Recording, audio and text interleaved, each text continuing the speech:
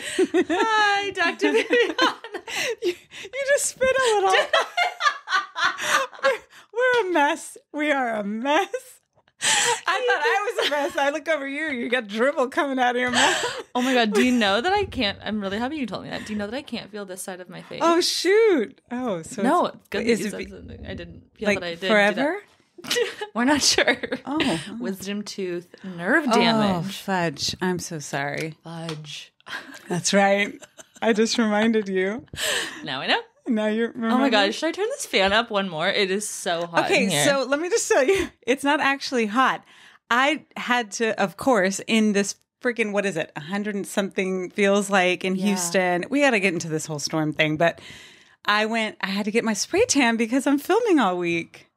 I have like... You continued on with a spray tan. So I am shining, but it's like a unnatural glow. No, I mean, you look beautiful. I am hot in a t-shirt and you're in jeans. Yo. And thank you for being here. I'm so glad you have lights and air. So post storm, I don't know what tornado. We had a tornado. It was a tornado. We had a tornado in our neighborhood. And straight line wind or whatever they want to call it. It was a tornado. Derecho. Yeah. Crazy. Yeah. What is that? Derecho means straight. And I guess it's like okay. El Nino, but derecho. It was a new one. My husband taught me that one. Yes, it was nuts. It was chaotic. I freaked my family out. Oh my God. Drink every single time we talk about derecho. Oh my God. Drinking game. It's going to be a drinking game. That's good. I still don't have power. It's day 5. So yeah, it is Monday the 20th right now, and the storm was Thursday the 16th. Yes. This episode will be out on the 30th, just for reference. Y'all, I can't complain because we did not have damage, but it's very uncomfortable to not have power. I think it's okay to say, like, I'm in a good spot. I didn't have damage, but I'm still struggling. I'm struggling. I still went through it.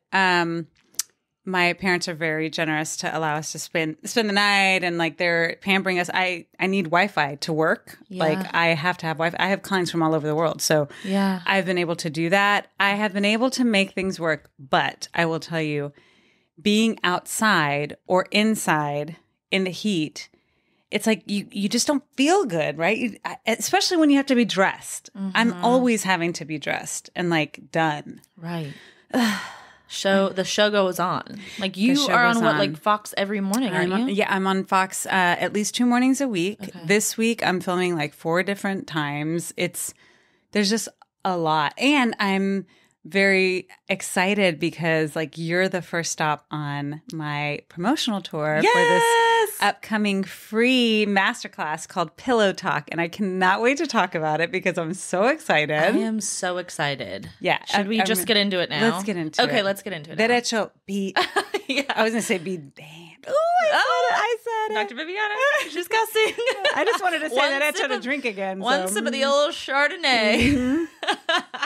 Okay, she said it was buttery. It loosened up my lips. Yeah, well, I thought you were a red drinker, and my bad. I've been serving you that every single time, but I'm very accommodating. But this is good in the heat. This is and great. I do have power. And by the way, before we get to that, which I do, I was waiting until like kind of the last minute because I have you and another guest coming this week. I am ahead of schedule with my recording, so I was like, okay, I could just cancel.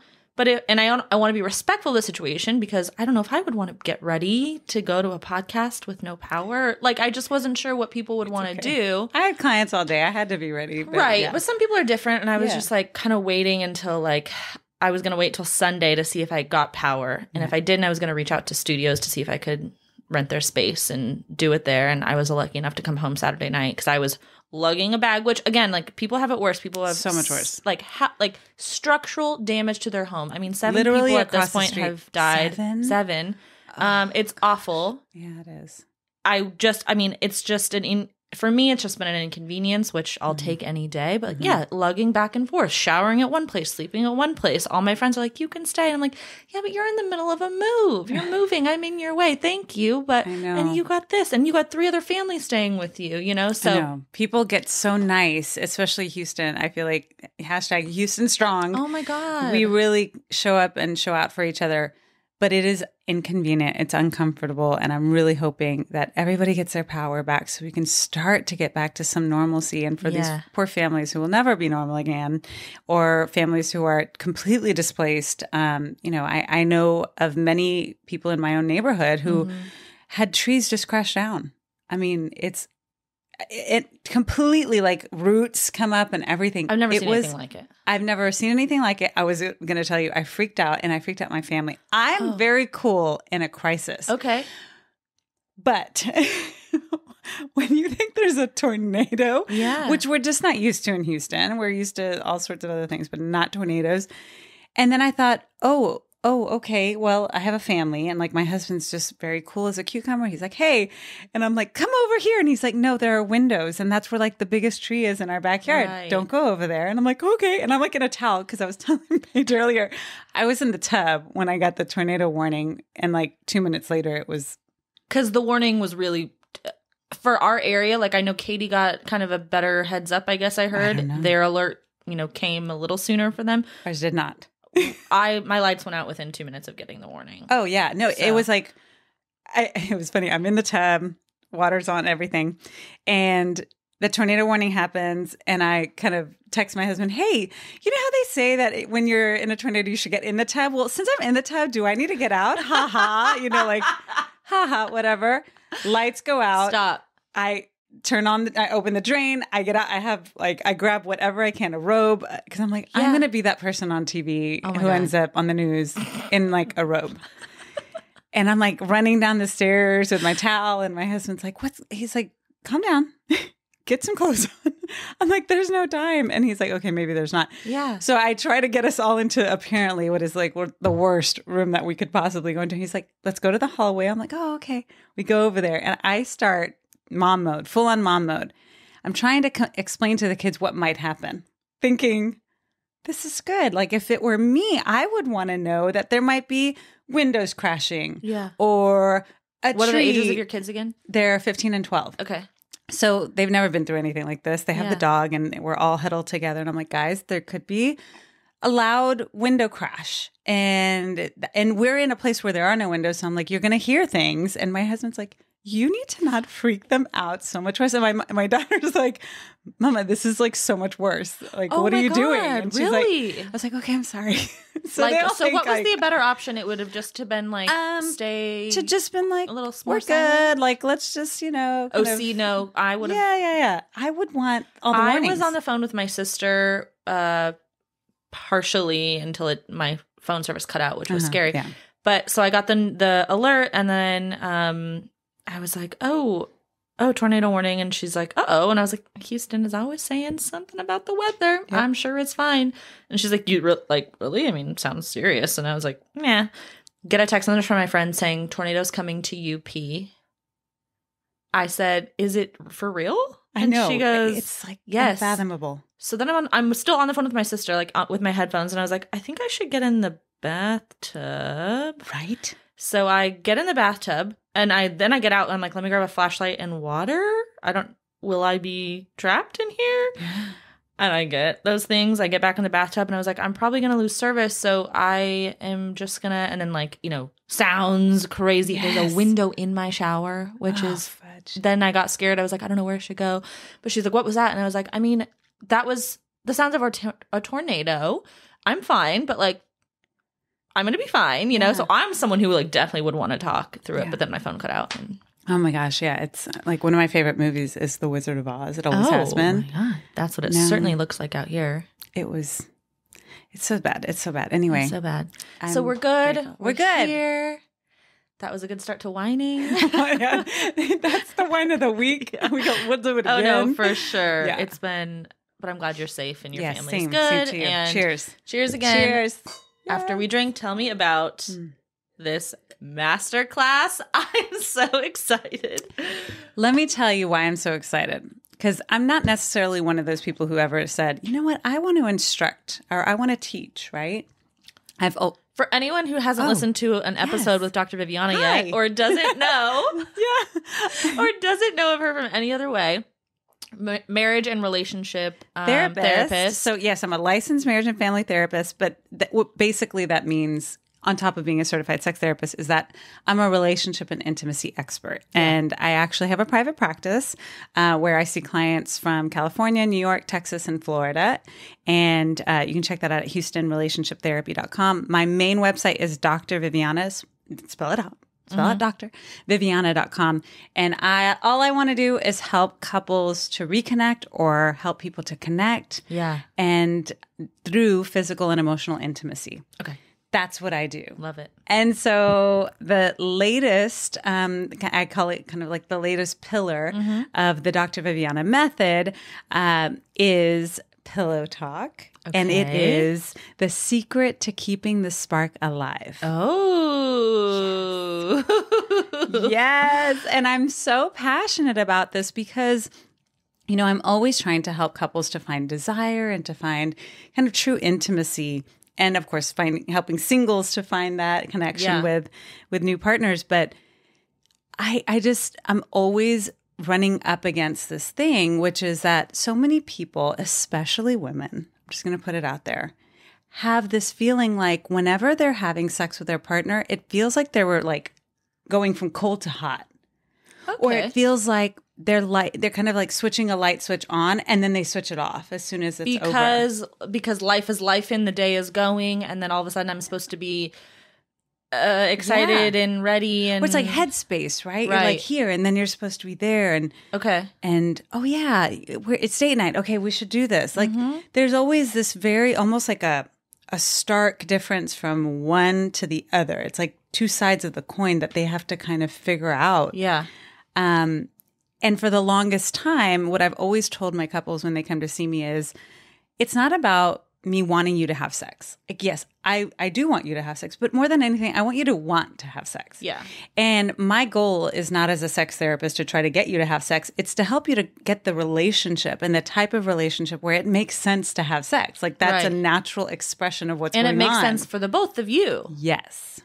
Okay. And that's kind of where I'm like, you know, let me see if I can help people create this underlying current of sensuality in their relationship that they can then tap into whenever they need it. Okay, so what does the masterclass look like? So the Pillow Talk masterclass is going to be on June 10th. Okay. It's from 12:30 to 1:30, 1 hour. Give it to yourself. Have some time with your partner or by yourself, whatever you want. But what I'm going to be doing is explaining how people do pillow talk, how they should pillow talk. If you're not pillow talking, why? All of that. So I'm calling that underlying current of sensuality pillow talk so that people understand it's not what's going on in the bedroom. It's everything else that creates that underlying current of sensuality. And a lot of people don't ever do any of that. And that's why it feels so stark from like cold to hot. Right. You need a little like, I want to say a little zhuzh. It's a little zhuzh. It's a little, you don't want it to ever, you want like that warmth.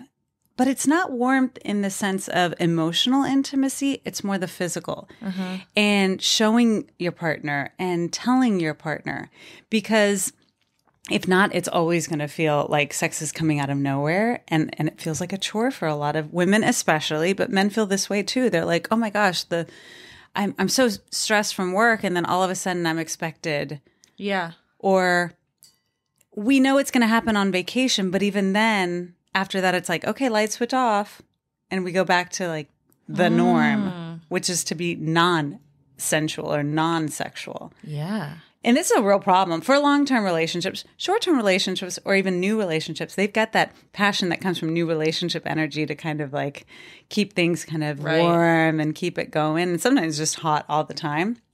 But long-term relationships, I can't tell you how often, and this is something I'm going to be talking about on the morning news, is like they don't even make out. Like everything is foreplay. I love a make out. I know.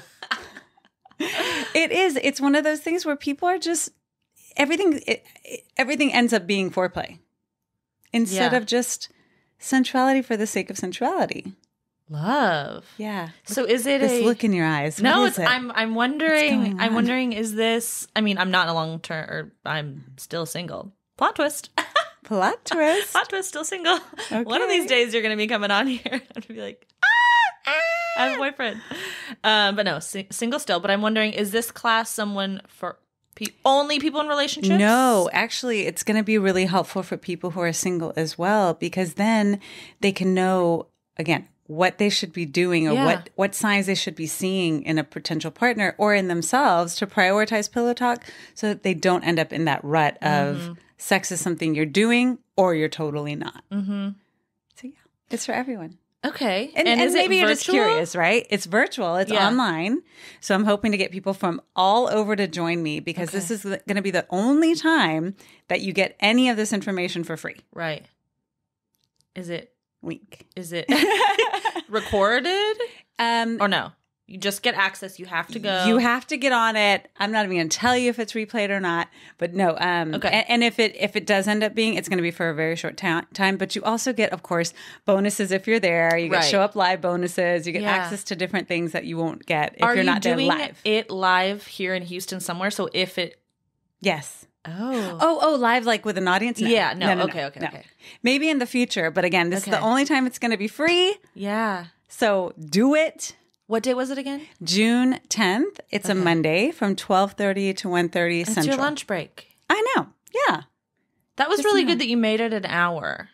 Mm-hmm. Well, I kind of live my life out on an hourly basis. I know that sounds bad, but I'm a therapist. That's what we do. Yeah, true. So yeah, an hour's good. Okay. Yeah. I'm excited. I'm really excited. I feel might like be in that class. Please. Yes, you must. It's free. Because Come on. even though I don't, like I said, I'm not in a relationship right now. Like these are all important tools to learn and to keep in mind for future. Or even I was thinking, I think earlier when you were like, what is in your eyes?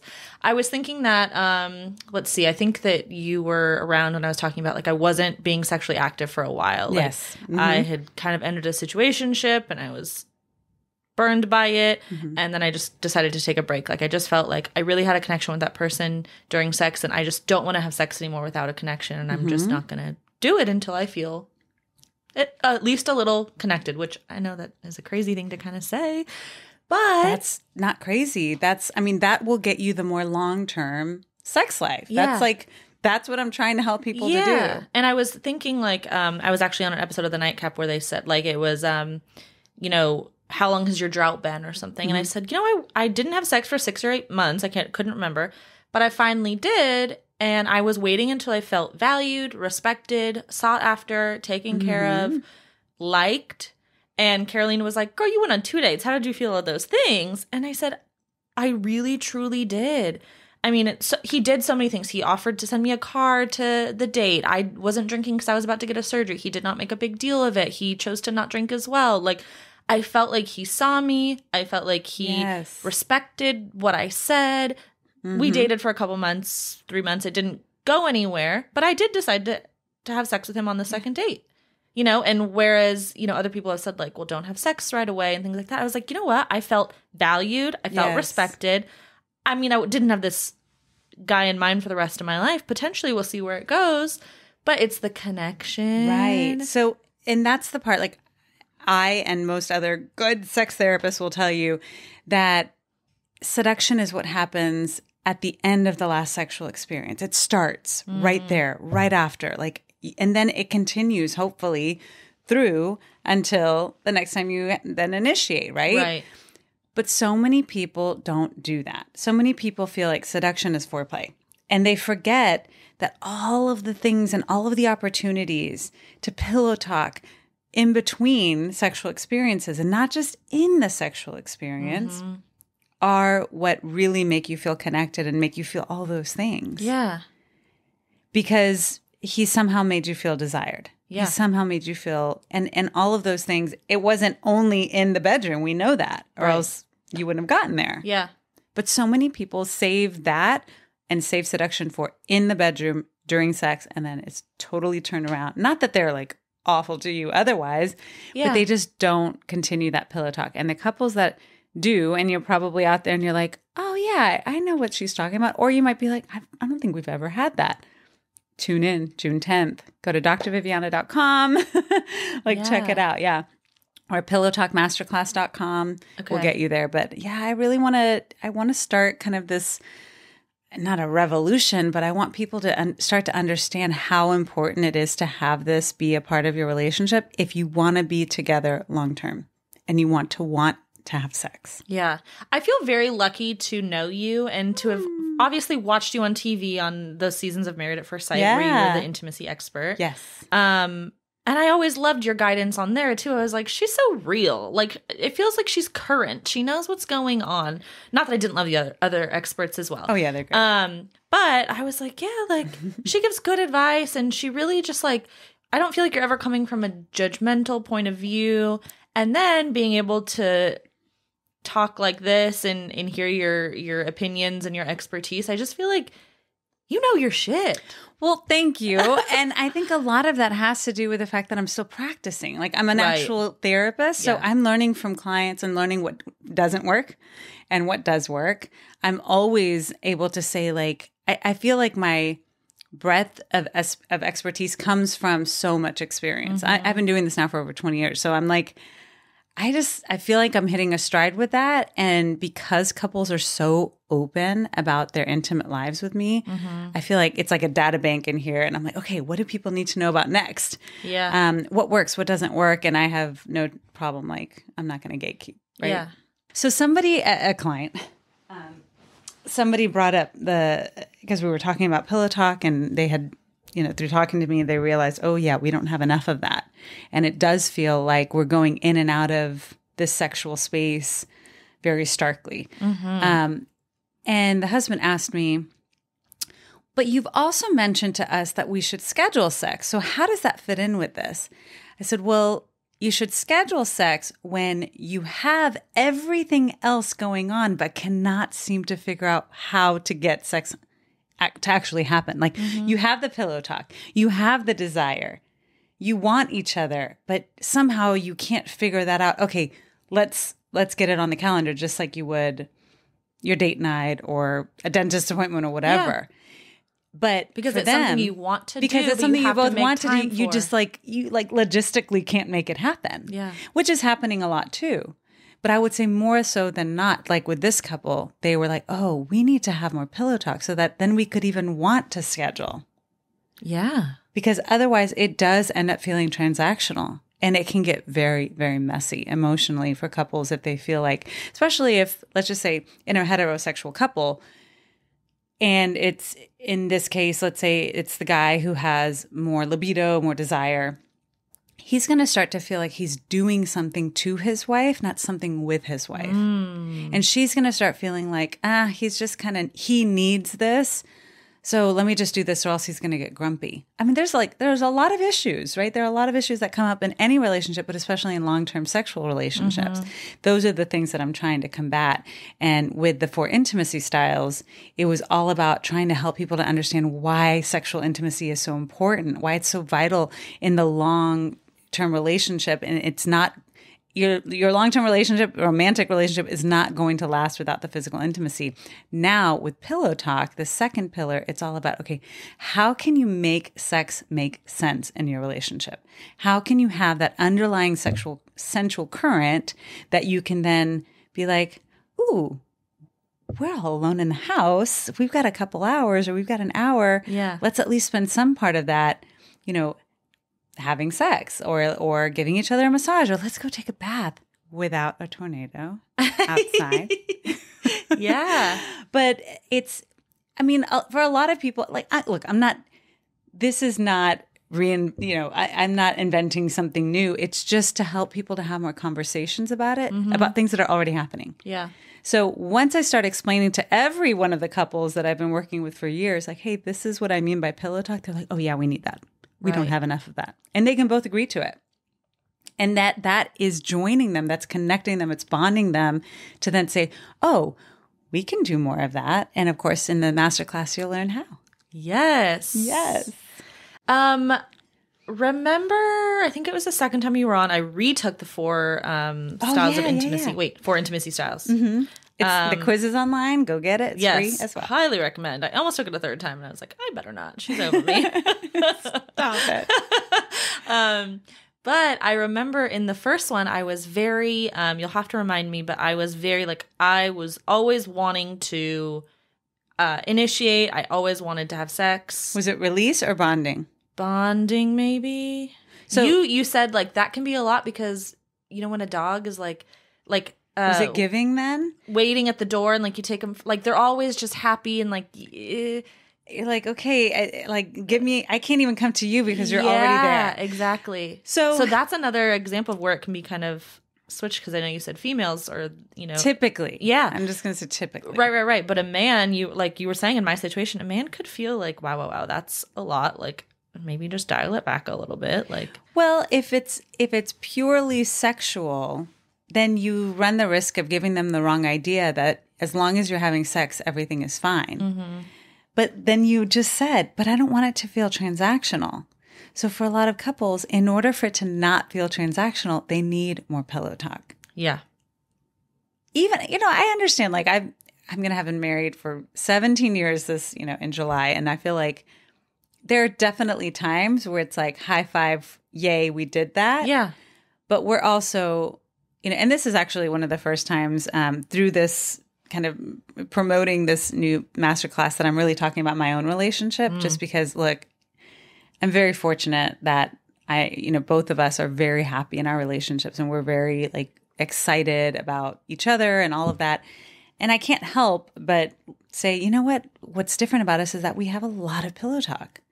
Like my husband and I touch, talk, joke, text, make silly innuendos in front of the kids, like things. I mean, now they're old enough to just laugh and whatever. They've never been like, get a room. Like we're not like that, but not you saying the fudge. I can't imagine it.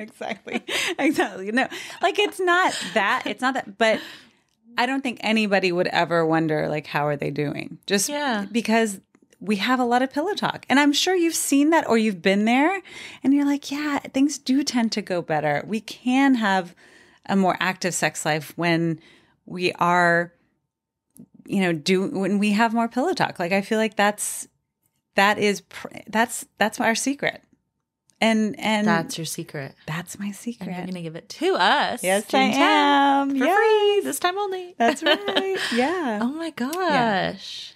That's really exciting. Yeah. And it's, yes, it has to do with PDA. Yes, it has to do with the way that you talk. But I'm not talking about in the sexual experience, like not outside of the sexual experience. Outside of that.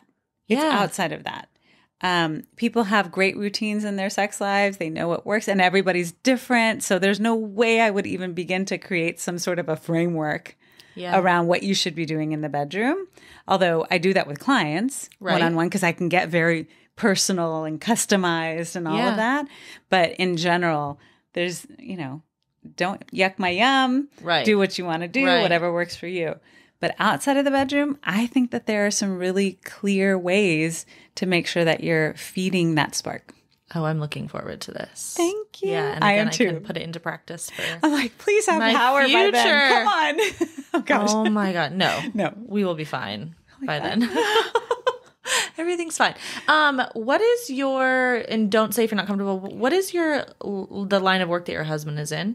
So he was in oil and gas forever. Okay. And then fortunately, he started managing our rental properties. Okay. And it's like, we actually get to spend time together and we do a lot of things together. And it's nice having him be around a lot more. Yeah. Because oil and gas is super demanding, right? Well, and me too. Like I stopped traveling every week. So that was great. Yeah. After, being done with a national TV show. Right. I stay very busy. Yeah, so it's not like I'm at home all day, but yeah, it's really nice. Yeah. I wanted to ask that question because I was listening to the Toast podcast, which if you haven't listened to, I love them. I've heard about sisters. It. Hilarious. I'm really bad about listening to podcasts other than yours. I really love it. Thank you. But I'm always listening to business podcasts. Okay. I just love it. I guess it feels like continuing education for me. Yeah. Everyone so has their thing. Oh, and I love the Dating Detectives. I haven't heard of that one. What? What? Gotta add it to my list. They're fairly new. Okay. But it's like being a fly on the wall and like drama and dog fishing and cat fishing, and you're gonna hear what all that means. But yeah, I'm hooked and I tell everybody I need to listen. It's such a guilty pleasure. Okay. Yeah. I'll add that to my list. on the toast, which is hilarious. It's two sisters comedy.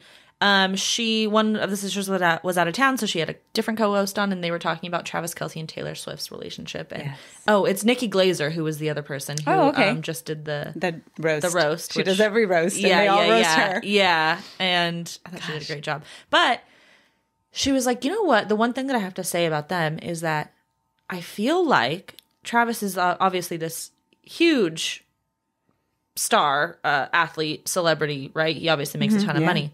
But Taylor makes more, of course. And it takes a special kind of person to 100%. What's the word? I don't want to say deal with. Yeah, I was going to say put up with a woman, a successful woman. So I was curious what your husband did because of that. But that's him. He does not need the spotlight. He doesn't feel like we're not competing. He can handle, but he also has really like strict boundaries. Okay. When I first started, even just the negotiation to be on Married at First Sight, the first thing out of his mouth was like, "We're not moving to California." Okay. I was like, okay. I'm like, okay. And ever since, like, he comes up with like, okay, this is a strong no. This is like, we're not going to pass this. But I know and everyone who knows him would say like, he's such a great partner for me, especially because I am all over the place. You know, like I want to do this. I'm very creative in that way. And I guess a lot of it is the kind of entrepreneurial side. Mm-hmm. But I don't like anybody telling me, no, you can't do that. Right. He's so good about being able to say, hey, this is why you probably shouldn't do that. Or this, and he's grounding. He's very grounding, but he knows how to do it without making me ever feel like he's stifling me. Right. That's so important. It's so important. It's so important. I think all the time I hear these conversations of like, oh, well, you wouldn't do this if your boyfriend wanted you to, if your husband. I'm like, if my boyfriend or husband tells me you can't do that, that's not going to create this lovely fire in me to be like, yeah. If you say like, I love when you do this, or this is what I was thinking when you brought up that situation, like these are the two options I was thinking. I think this is you know what I mean? Mm-hmm. Like, let's have it be more conversational and not a dictatorship. And like, I'm down for the ride, but tell me I can't do something and it's not going to go well. Or I just don't think that that's going to work. We're going to figure it out, right? Yeah. That's not him. Yeah, he's his name is Bobby. It's like he's not a mystery man. He's not a mystery man. He sometimes just goes by Bob, but I know him as Bobby because I've known him since I was like 12. So yeah, he's much more okay. As long as all of these things are in place, I will feel at ease with however you want to fly. Okay. But he's kind of like the safe base, and then we just have a lot of fun together, right? Mm-hmm. He knows when to have fun. He knows it's been really a good balance. It's a really good balance. He can, again, fun. He can be wild. He can do all those things, but it's like I'm the one that takes a lot more risks, I think, with like just he doesn't ever want to be on social media. Yeah. Like I finally had to ask him, "Hey, can I please post a picture of us?" Because before he'd be like, "No, I don't want to be on your social." Like he's like, "You got over 100,000 followers. Like I don't want to." Yeah. I don't. And I was like, okay, but I'm also a marriage counselor, so it would be nice if people knew that I was actually married and I wasn't just like saying that. And right. And I was like, and on top of that, we have a really great life. Like, why not just kind of and he's like, okay, maybe every once in a while. So now I'll sneak in a photo like every 6 weeks or something. I don't know. Okay. Whenever it makes sense. But yeah, okay. It's like that sort of thing. I can't imagine being with somebody who's also like, oh, well, let me see if I can get my numbers up and let me see, like, let me post this. And no, that's not him at all. Okay. So someone told me recently, and I think that it's valid in what they said. They were like, it seems like you're dating your podcast, And I was like, yeah, I guess I am. Yep. And they were like, well, do you have room to date somebody? And my answer was yes. I do, and I want to, but I guess it's really going to have to be the right person. Like, I am very concentrated and dedicated and driven to making this a successful podcast or business. Yeah. And there's lots of fun things going on. I just did a great photo shoot and, some I saw some on your social. I love following you. Yeah. Thank you. I was like, I know what that's about. It was so fun. Yes. July 25th. Dr. Viviana knows a little more than you guys do. Yeah. But I'm like, and a concern in the past has been, will someone be okay with dating me because of the things I talk about, right? But I think I've outgrown that, and now it's like, it's going to be the right person. Like, and I'm happy to talk about boundaries and maybe what you would prefer me not to talk about. And sure, there's some wiggle room privacy. There. Yeah, absolutely. But now my concern is, I mean, am I going to be, not the Taylor Swift, but like, are you going to be intimidated by your shine? My shine. Are you in my head?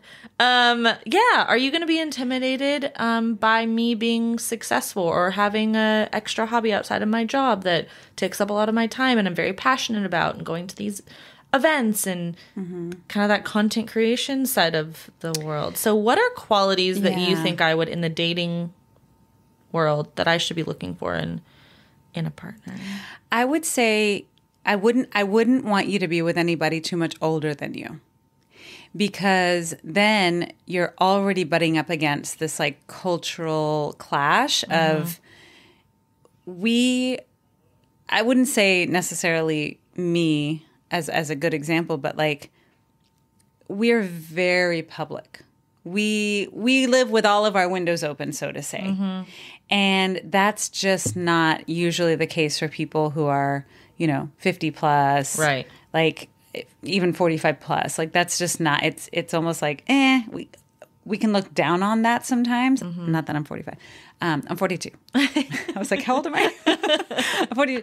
But, most people aren't going to, like, they kind of look down on how open we are and how public we are. Whereas I feel like it's amazing because we get so many more connections. We learn so much more. I just feel like there's so much at our fingertips now.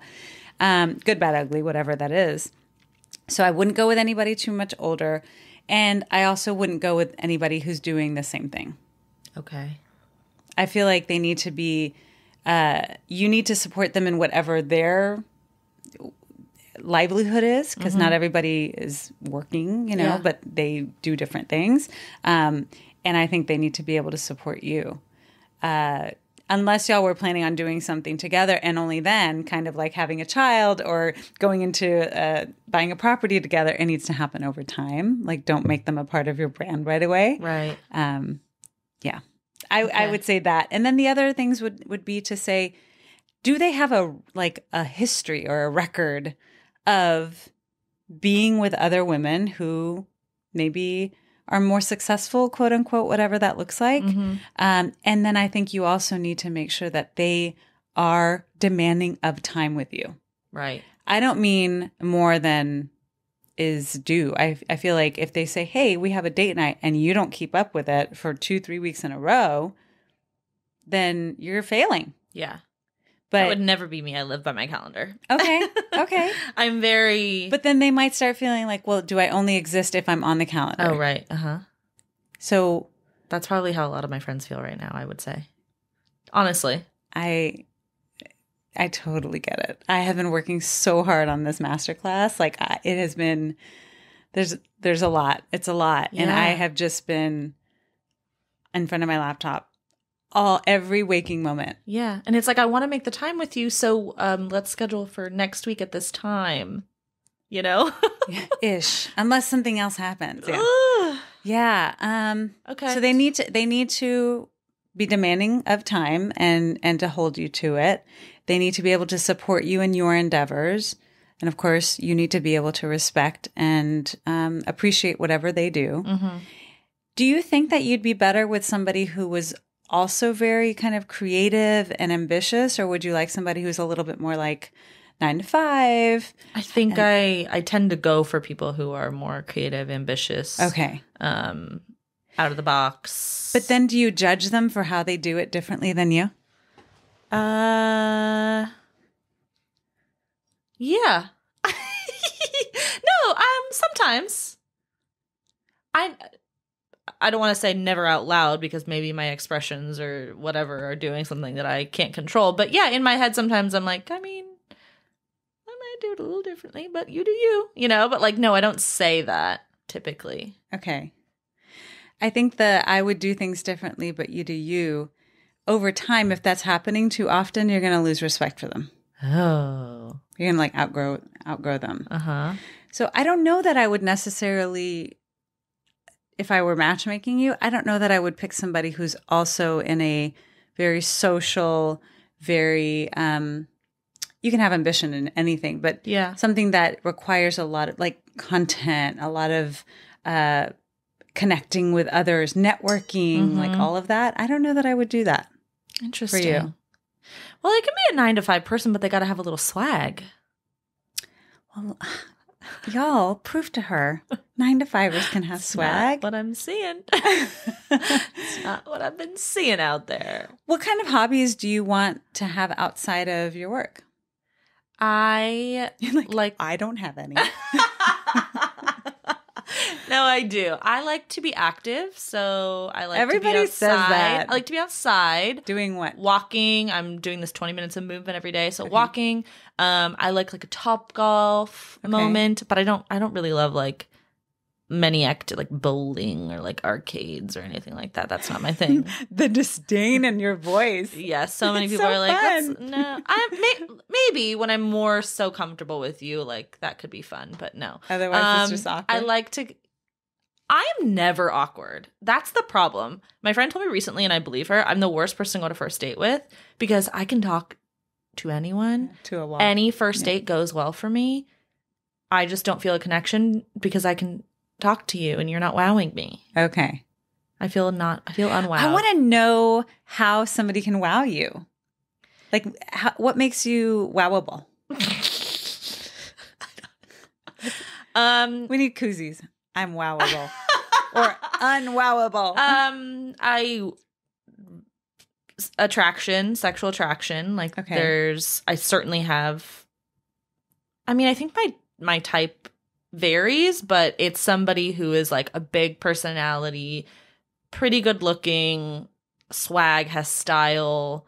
So that's immediately like, I'm going to say turns me on, but like not in a sexual way. Like I'm just like, oh, cool. Okay. Yeah, I'm into it. Have you ever known of a power couple that actually lasts? Well, Beyonce and Jay-Z. Okay. Whether it's contractual or not, they are lasting. Okay. Barring a Beyonce and Jay-Z. Oh, okay. Yeah. I know people in my life who are both powerful and have, maybe not. Maybe. Look for it. And when you see it, talk to these people about it. Hey, how did y'all make that happen? Do you take turns? How do you support each other and continue to kind of shine on your own? Interesting. Because I think you'll find it's very rare that in a power couple, both are at top power at the same time. What I've noticed with some of my more high-profile couples is that they'll either both be in on something together and have their own domains, or they're both big in their kind of individual arenas or areas, but they take turns really turning it on, like in the spotlight. Because when they don't, and both people are burning the candle at both ends or just shining, whatever that looks like, they can get very disconnected during that time. And sometimes they usually end up coming back to me when they're needing to kind of reconnect because they know that that's something that I help with. But so those power couples need more help than most. Interesting. It is. And that's why I love what I do. Yeah. It's always interesting. Some things to take away for me, some homework. Huh. Okay. I'm really going to. That, and, you mentioned attraction. You mentioned, like, they have to have swag. But, like, most of the people who are very confident, they don't necessarily show it in that way.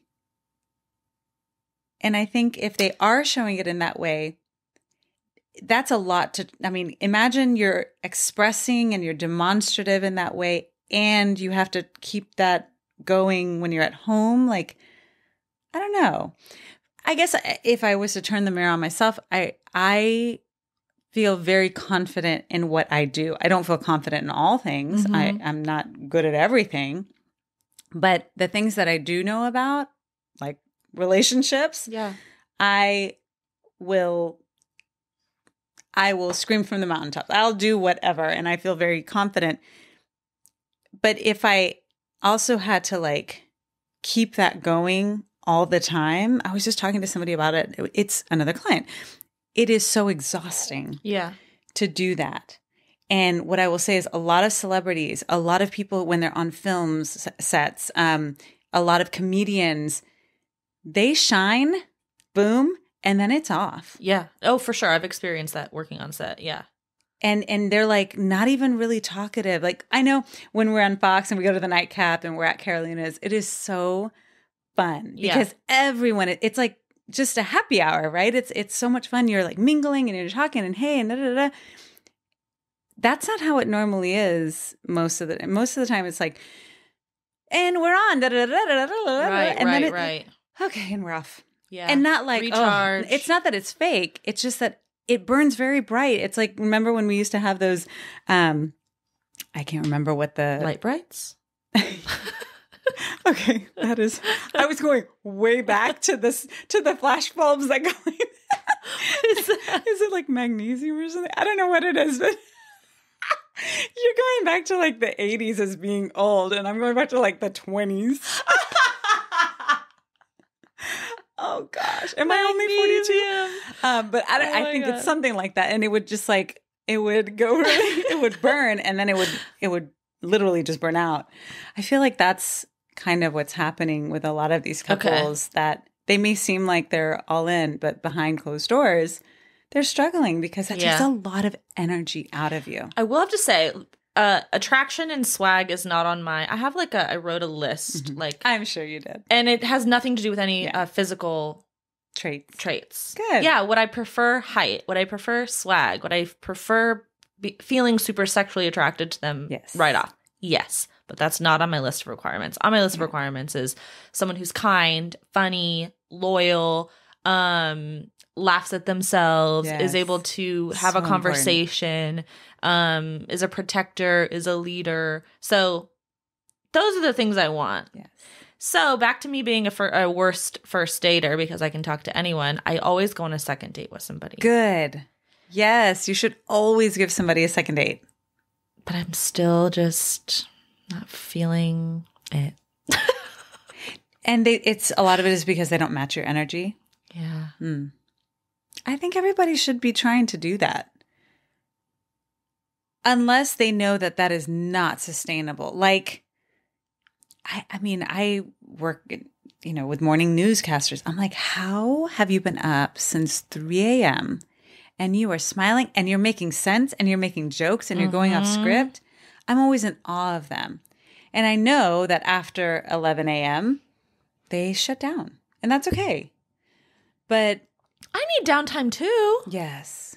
I do. Yeah. I'm not like this all the time. Yeah. But I would say, I'm mostly an extrovert, but I do need to recharge. And I prefer to do that by myself too. Mm-hmm. Just like. When you recharge, are you like me and you're like working on something? Like a project? No. No? No. Oh, good. Tell me, what do you do? I will cook. I will make a new recipe. I will not do either of those things. That, like, open a bottle of wine and try a new recipe. That has been very relaxing and rejuvenating for me. That sounds so good. Or, depending on how drained I am, it's literally put my phone on Do Not Disturb and watch movies or reality TV. Have you watched The Idea of You?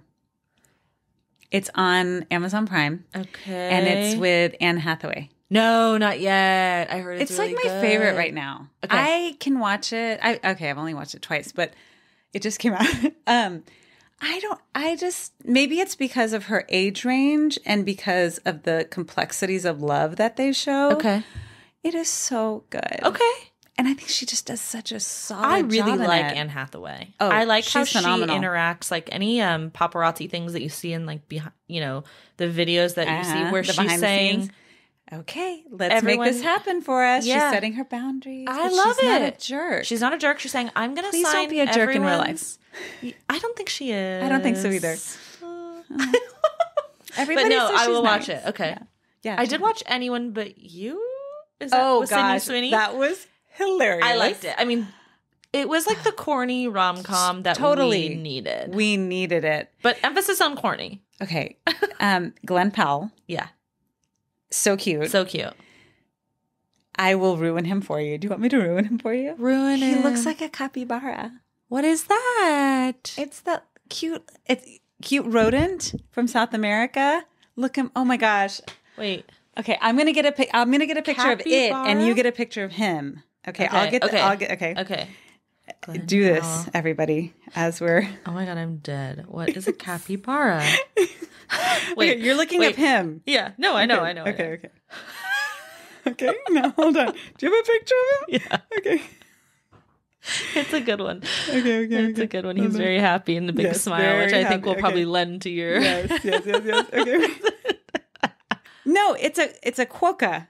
And it's a Quokka. Okay. Let me show you.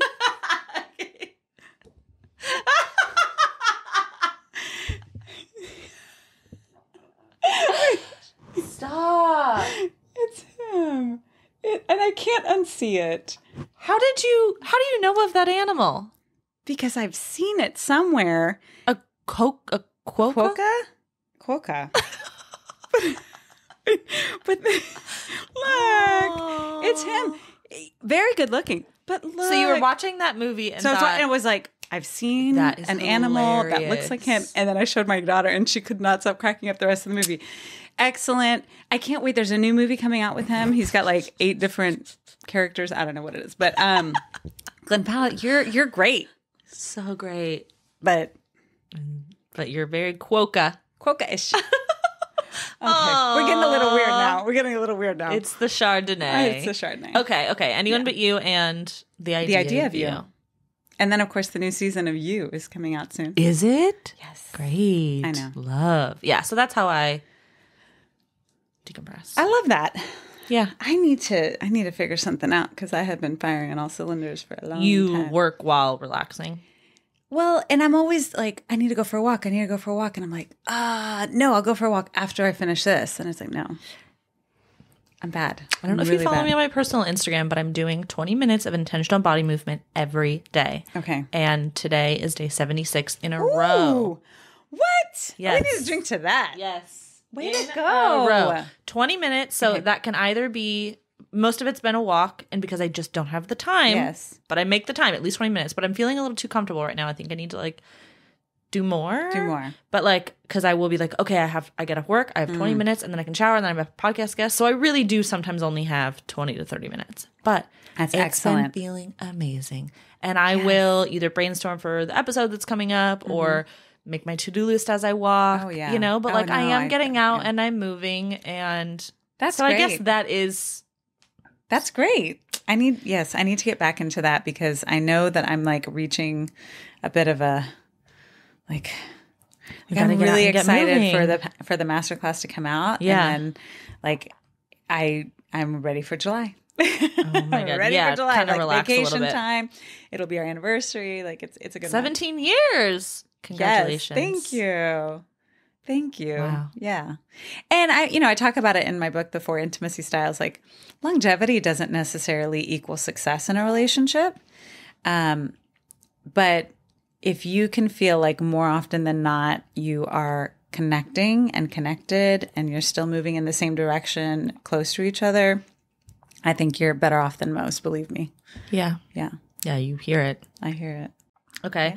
I have a few questions. Yay! I love your questions. Y'all's viewer questions are so fun. Okay, to be honest, because of the way that the past few days have been, I didn't post this yesterday, and I wanted to give people more time. But I was surprised I did get a good amount of responses. Cool. Let's do it. Just a few Rapid hours. fire. So, let's go. Well, first of all, someone said, I love her, which I know we do. Okay, this one I related to a lot. By the way, I'm taking a break. I'm not on a dating app right now. I'm on Raya, but that doesn't really count. Well, that's because you can't leave Raya or else you can't get back in. Yeah. Yeah. Believe me, I've heard Yeah. Yeah. No, because you can pause it, but then you'll still pay.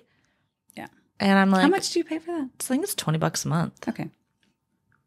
Whatever. I do feel like the people that I have met on there or speak to, I don't want to say are of better quality, but like they're more intentional with their dating, more serious. The conversation goes well quicker. Okay. Rather than like, what are you up to? What'd you do today? What'd you do last weekend? Like it's more like, okay. It's more like more intentional. business, like a strategic. Like, yeah.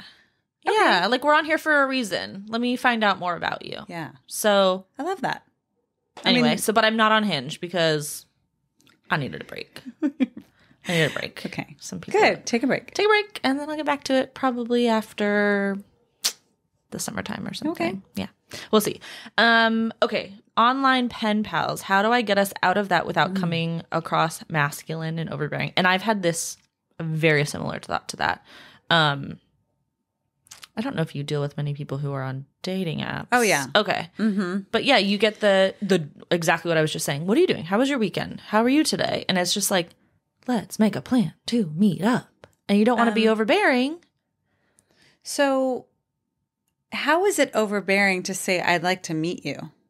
How does that feel overbearing? Is it because you're worried, because you've gotten the reaction of radio silence or, okay, that's not what I want?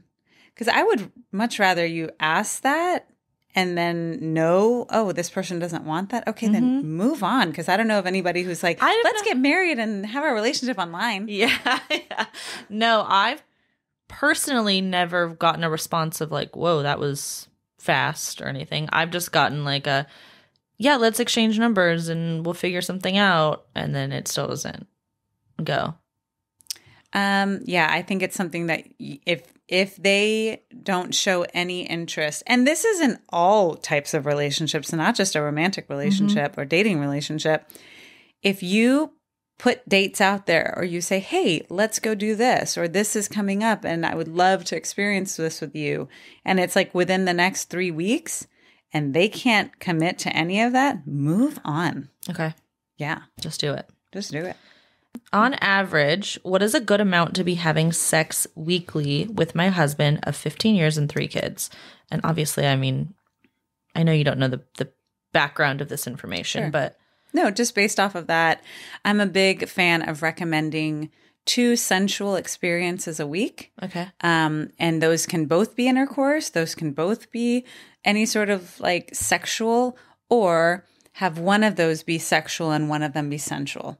And that might mean a massage. That might mean reading erotica. That might mean taking a shower together. That might mean manual stimulation or oral stimulation. But yeah, if you can like have twice as like being your minimum, okay, that's pretty good. And it's important to make those 2. It is important to make those 2. Now, look, if there are extenuating circumstances, like you're not able to be with each other because you're out of town, right? Or if you have an illness that you certainly don't want, or a flare up from something medical, if you have a really good reason, not just I don't feel like it, then maybe then you say, hey, rain check. But I would say don't say no and don't reject your partner or each other more than twice in a row. Okay. Look, again, everybody's circumstances are different, but the happiest couples, the most connected couples, especially physically, are the ones that do these things. Okay. I like that. Are butterflies a great sign or a warning sign when dating? Butterflies in your tummy. Because I immediately went to I love a butterfly. Is that a warning sign? I think butterflies are great. I don't think it's a warning sign. Because on a first date, if I have butterflies, I'm excited. That means and I that like the guy. Typically, what I associate having butterflies with is that it's a nervous excitement. And I find that anything that makes you nervous excited is great. If it makes you anxious and sick, not so much. So when you describe butterflies, if it's uneasy and anxious, no. But if it's, oh my gosh, like, I wonder what they think. And like, what does that look? And then I think that that's a good thing. Okay. Can you successfully find a partner while still exploring more casual relationships? Yes, if you have all the time in the world and all the energy in the world. Yeah. But if those casual relationships, there's a reason that they're casual to begin with. Mm-hmm. And if they're taking up bandwidth, then you might need to let them go for now to explore what's going on. I don't know if this works for everyone, but when it comes to my singles, I tend to tell them like, hey, go, if you have any sort of like real feeling like something has potential, go into it. Derecho. I'm just kidding. Cheers. Go straight into it and tell them like, hey, can you give me a month to see what this could work as? Mm-hmm. Give me a month to see what this could look like if we were to go on a date twice a week, if we were to see each other this weekend, if we were to have like an overnight without you talking to anyone else during that 1 month. And look, if something comes of it, great. And if something doesn't, we can move on. Yeah. I just feel like these days, instead of moving on, people just expand and add on and add on and add on. Right. And some people will see that as like a huge slap in the face. How dare you have so many women? You know, I think on average, men are dating 7 women online at once. And I think it's because a lot of people don't want to move on. Either because they don't want to hurt someone's feelings. They feel like, oh my gosh, if I'm moving on, like I'm closing that door and that makes me feel uncomfortable. Mm-hmm. Or they're going to think I'm abandoning them. Or they might talk badly about me. It's like silent quitting or whatever, like where you don't really quit, but your actions are showing it. I think you should just, especially if you're over 30, you got to like go for it and move on. Okay. Or move on together. Right. Yeah. Stop kind of wasting energy, precious y'all. Time and energy. Yes. Yeah. Okay. If I don't feel a physical attraction on date 1, I don't see him again. Is that bad? Mm-hmm. Because think about all of the factors that are present during a first date that aren't present on the third or fourth date. I always go on a second. I know, I love that. I do feel like even though I'm never nervous, maybe I'm making you nervous. Maybe you're nervous. Or maybe you haven't been on a date in a while. Or you had a horrible day. Or you have something that is, somebody gave you a bad review. Okay, wait, but this doesn't help the physical attraction thing.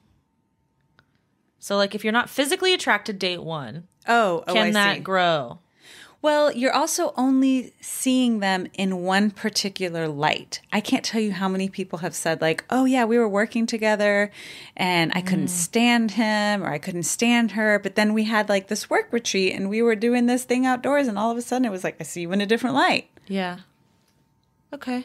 Or he came to my house to help me, move a piece of furniture with our friend, with and you saw him a little differently, didn't you? Oh, yeah. I mean, people are in different modes, and you may be able to say, like, okay, that's not I don't really particularly find you attractive when you're kind of in work mode, but then outside you might be, or vice versa. Mm-hmm.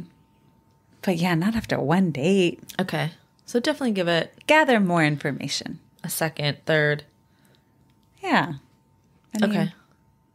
Someone asked me this question maybe a little over a month ago. What did they say? They were like, how do you deal with a guy that you're about to go on a first date with or had just gone on a first date? And they say, how many am I competing against? How many other men are you talking to? And they were like, I know you're going to have a good, take on that. And I said, I just don't think it's any of their business at that point. Like, I'm not going to be rude in that answering of the question, but I've said, I think at this point we don't have to share that information, but like when we become when we become sexually active, I'm totally open to having that conversation. Very timely, and I love that you mentioned the sexually active. Because if that's of concern, I don't want to. Great, that's fine. But the word, and actually, I will not take credit for this, and I'm sure a lot of you are online, especially if you're listening. I feel like this one particular woman said, similar question, but she said, "You're not competing against anybody else. You're competing against me." Yes. And I was like, boom. Like, what do you add to my life? 100%. You should be asking that. How will you enhance my experience of life? Because if you're not enhancing, then you're draining. Oh. And so I was like, I love that. You're not competing against anybody else. And now if you were to say, how many other people are you comparing our relationship to? But don't you think before a first date or first date, it's too early? Well, and I think you can tell them why. I think it's a question. What are you trying to understand? Yeah. What do you want to know? Because then they might be saying, I wonder if this person would be willing, like what I was just talking about, would be willing to give me specific and focused time. Right. And they might be trying to figure that out on their own and doing their own like math. Okay. To say, well, if you're seeing 8 other people, I'm probably never going to get that like focused time. But if you're seeing one, I might be able to do that. Now, I don't think a lot of people really think that way, so that's probably not what they're asking. But I think the competition piece, it's not about you winning. Like nobody's winning. Right. Right? It's not, and especially if you should be on the same team. Yeah. And that's something that I'm always having to remind couples, you're on the same team, guys. So okay, I would come back at that with, first of all, what is it that you're trying to know and why? Like, what's tell the me point more of about that? the background of your question. Yes. Okay. What's your intention? What are you trying to figure out? And then the other piece is, don't worry about anybody else because I'm here with you and I'm thinking about you. And if we feel like there's a spark, just know I'm definitely going to want to pursue that. Love that. Thank you. Oh my God. It's like a professional said it. Yeah, that was good. Thank you. I have had people just, how many other guys are you talking to? Like in that very clear. And I'm like, oh God. Usually not more than the guys. Definitely not. Oh my God. Someone reached out and they were going to be in town for the podcast and no disrespect, but, or they were going to be in town and they wanted to collaborate. And I was like, honestly, which is the truth. If you look at my calendar, I have a lot of guests right now and I can't fit anyone else in at the moment. But he goes, I think it would be funny to talk about how my co-host has over 1,000 matches on Hinge.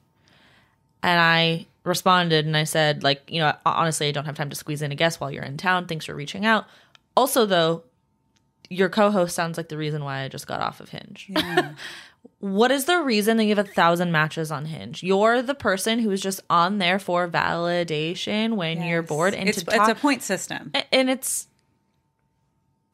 but I was like, I remember looking at the message and I was like, yeah, that is the reason why I just took a break from my Hinge because not everyone is taking it seriously. Well, and going back to the whole like social media thing, I do feel like it's become this very point oriented system. Like a lot of people will ask me, well, how many likes did even people who are supposed to ask me like in business and need to know these things. Yeah. I'm like, I have no idea. I don't know. Well, how many people listen to I don't know. I think if you get really caught up in that, even from a business standpoint, you can not help but then have it be tied to your personal worth. Mm-hmm. And remember, it could be gone tomorrow. Yeah. I'm always telling people, and again, unless always listening to those business podcasts, it's like, be able to connect with people outside of social, because that could literally be gone. Yeah. Whereas if you have phone numbers or if you have emails, of course, those could not as easily go away. Yeah. But that's like people having a one-way street, and not having to like ask, okay, well, let me ask Paige because she said she knew this person. Let me just ask that person. I would say people just really get into this place of, I need some sort of external validation that includes numbers, that includes matches, because a lot of them, I think, maybe not with that person, but a lot of people are saying, I have this many matches because they're saying, I have plenty of fish in the sea. There's so many people out there that I could possibly be with, almost like a backup of a backup of, and like all these backup options. When we know, based off of statistics and research, that is not the case. It's not the case. Of thousands of matches, or let's just say 1,000 matches that will fit your criteria and who then also want you, sorry, but it's like one. Yeah, and you're just obviously not taking it any sort of seriously.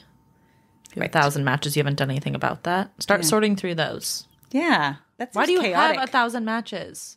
We don't like that. We don't like that. No, we don't. So, okay. Oh my God. All right. We've done a lot of whining. We have. But do you have a wine of the week? A wine of the week for me. I mean, that derecho was bad.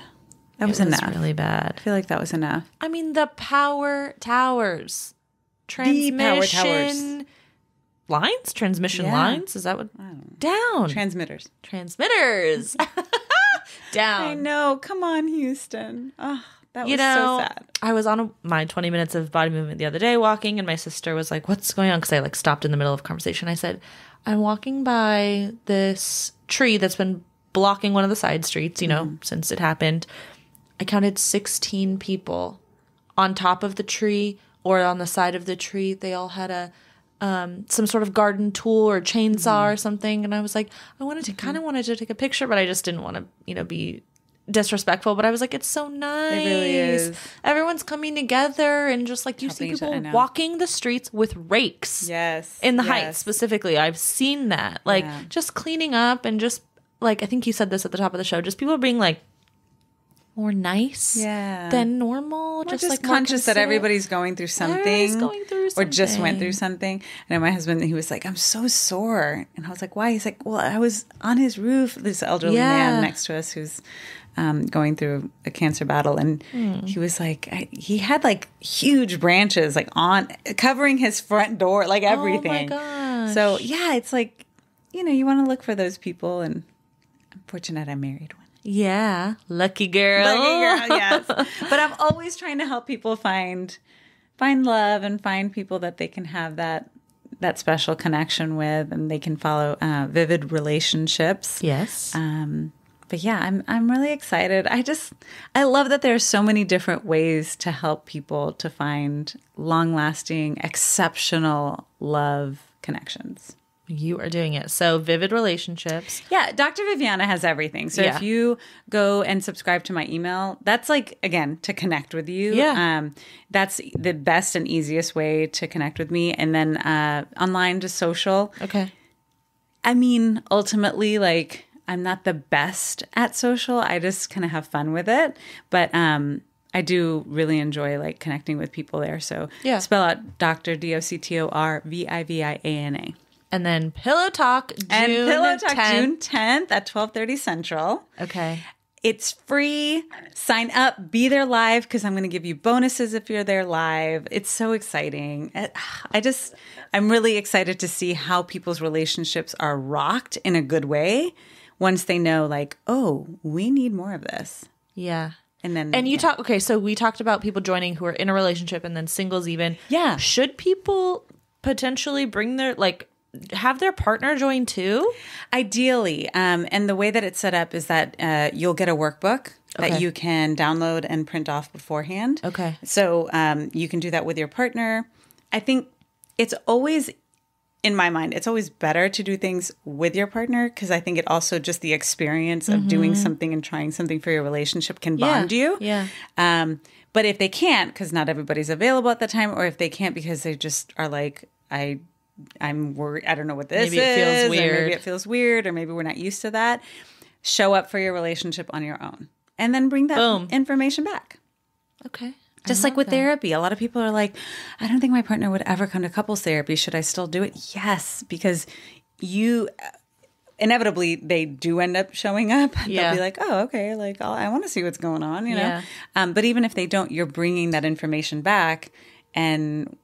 Just like if somebody said, hey, we should start having more of this vitamin. I'm going to start cooking more of this. You wouldn't be like, well, you didn't go to the store to get it with me, so you don't get any. Like, yeah. You bring it back to the relationship. This way you can say, like, you're doing your part in the relationship. Even if the other person is not about it, they feel resistant to it, you can say, like, hey, I'm doing things that I think that could be helpful. Some people have asked, if we're divorcing, is it worth doing any of your programs? Is it worth reading my book? Is it worth doing any of that?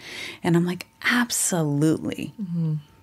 It ain't over till it's over. And even then, you'll get more information that then you can either, in a new life, your next chapter, bring into that, or you'll start to understand things better. So many people come to therapy while they're divorcing or post-divorce to get an understanding of what and why. And if they have this information on their computers or on their ebooks or whatever, they feel like, okay, we can speak the same language. Yeah. Okay. Yay! So June 10th, Pillow Talk, 12:30. Yeah. Register at pillowtalkmasterclass.com. Okay. Yeah. Well, I'm gonna be in there for sure. Cheers. Thank you so much for coming again. This is your third time on the show. I know. Is this going to be like with SNL where I get a special, like, can I get like a robe at 5? Oh my God. Well, we do have new merch coming. Ooh. So yes, we can definitely arrange something. I don't have robes, but we can definitely arrange something. The 5 timers jacket. Yeah. My friend Rachel, actually, who's been on twice, she was like, wait, Dr. Viviana's coming on. That's going to be her third time. And I've only been on twice. So you need to get me on again. And I was like, It's not a competition, but if it was, I'd be winning. Well, Phil from Four Horsemen has been on 3 times too. Ooh, okay, well, he's great. But I understand why he's been on. He's great. You all are great. But anyway, Whiners, thank you for listening, and we'll see you next Thursday. Bye. Bye.